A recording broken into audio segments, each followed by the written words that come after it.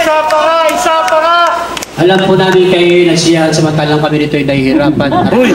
Pero ito'y karangalan mo lang. Mga kaibigan, hindi na kasama to, no? Hindi na. Kasama ba to? Ha? Ang galing lang tayo. Uy! Uy! Wala lang hanggang. Natutuwa po kami sapagkat after this po, alam po ninyo sa Amerika, tanging ang Port of Duo cities and BCDs lamang po ang natanggap. Salamat naman po sapagkat hanggang yung kayo po, gusto po na yung Vodaville style. Yung ginagawa po namin Vodaville po yun. Sinigunan po yun ng records, ng Dolphy and Panchito, ng mga tugak at tugak. Ito po ang nanatili ang pork chop.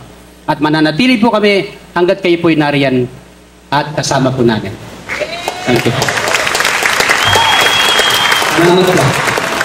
Siya nga pala, 14. Guys, kung samantalahin din ang pagkakataong ito, pang sabihin po sa inyo na ito pong aking babanggitin ito, ano po, makabibigla ninyo. Pero totoo lang po, kami pong dalawang magkasama ay pasamantalang maghihiwalay. Sa po ay nagkaroon ng isang karangalang bihira pong mangyari sa mga entertainers na katulad ko. Ako bahala ko. Sa po ay magkakaroon ng karangalang bihira pong mangyari sa mga entertainers na katulad po namin. Siya po ay makakasama na, yes. Siya po ay makakasama ng mga batika, mga awit tulad nila Pilita Corrales, nila Jaya, sa kanilang pag-atik sa si Batpalig po ng David. Siya si Don Lagman. Kaya karangalan ko pong ipakilala sa inyo si Porky sa pansamantala namin pag-iwalay. Thank you. Thank you, Brother. Thank you. At dahil sa kanyang nakatakdang pag-iyaw at mga kaibigan. Sandali lang. Sandali lang. Liwanagin lang natin. Ano? Bakit ano ito kanina pa ito yung maitin niya? Ako ba, bibita mo yung papapatayin mo? Sino saan mamatay ka? Masasabi mo lang yan, yaw eh. O tignan mo ito. Alala ko yung nagtagal sa Bulacan. Ano ngayon? Sa mga Bulacan yung ibig sabihin sa tangyaya o aalis. Paano mo nasabi yan? Abay makalag, inang, apo yayaw na. Hala, sumasama mo ng paalam. Ang ibig mong sabihin, yung yayaw at saka alis, isa. Isa lang ako. Tanongin mga Bulacan ka dyan. Hindi mo ko tinataranta. Pita ka rito, ayan. Pita ako yan. Pita ka rito. Siyempre, patunayan na po pagkakalooban namin sa nagtatlong gabing lamayan upang kanyang mga kaibigan at mga Tingnan mo na, lumalabo talaga eh. Bakit na naman?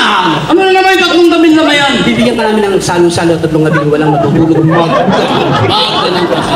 Walang matutulog. Yes. Ang tawag sa English yan, stay in.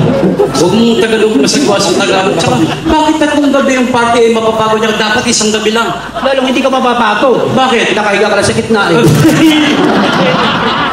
Hindi, bakit magbigay? Dapat estimate yung mga bisita ko. For 27 long years, pari ang barkada mo sa kabarkada ko halos si isa lang. Bagay. Kung bakit ka namin nilagay sa gitna para makita ka ng papasok. Kung bakit ka namin pinahihiga, you need to be rest. Nakapagpapahinga ka lang pag nakahiga ka. Hindi ba pwede nakaupo? Mas masarap pag nakahiga. Sige, sige, naman lang. Ito pa maganda. Bakit na naman? Lalagay kami ng puso yan, magdiwang ng saklaan. Ito nga, sa paligid ko lang. Labo talaga eh. Bakit na naman? Dispedida pa din, hindi ka mo nagsugalan. Fundraising project. Pocket money bago ka malis. Ang racing project. Ayoko na didihado ka sa ako.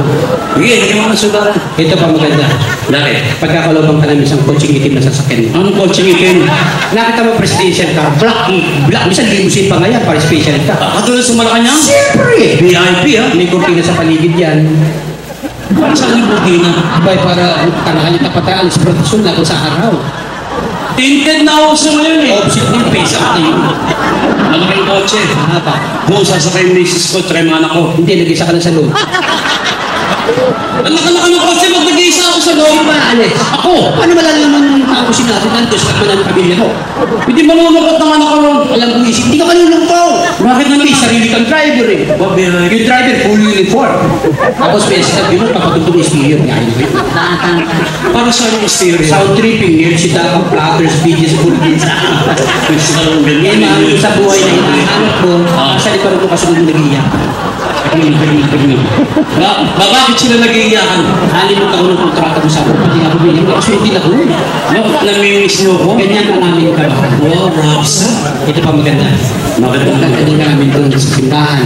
Bakit kailangan pa na dumami sa simbahan? Para mabilis yung ka ng pare, malas sa tukso, disgrad ka kamakan. Pare, ano man ang sikat mo, nakalimutan mo sa likas. Usapan natin yan. Kailangan ba yun? Siyempre, Sige, dala sa simbahan. may magaling simbahan yan ang pagkakaroon ka namin doon sa uling natutunan. Ano mo nilutungan? Airport!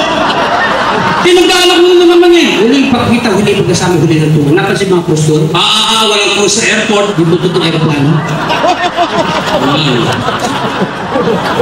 Dinasalot ka na. Papalit ka halaman niya. Bakit yung palitaran? Sumahayag. Yung ba security ka? Buhay pa si Bin Laden. Sige, palitan na. Palitan. Ito pinakamagandang bahay. Ano na naman yan? Dahil sa kabutihan ginawa mo sa amin, pagkakalumang ka naman sa napakagandang alaala. Ano naman klaseng alam? Plaque of appreciation. Plaki para sa akin? Marmol. Meron pa ng plaki marmol. Matagal ang ginawa mo sa amin. Matagal ang alaala mo sa'yo. Parang matibay? Ang ganda na nakasulat. Ano ang nakasulat? Republic of the Philippines. Hindi. Department of Tourism. Kasama tourism. Ganda lugar eh. Ganda oh. Plaque of appreciation. Yan. This plaque of appreciation is given to in bold letters. Pangalan mo. Pangalan ko. Renato Gomiseke, Porky. Ako yan. Board August 25. Sandali lang. Pigilan lang natin. Parang kinakabahan ako sa susunod ng sasabihin. Bakit? Parang alam ko na eh. Alam mo? Oo. Ano? Dahil. Bakit alam mo? Walang yan, lapit na yan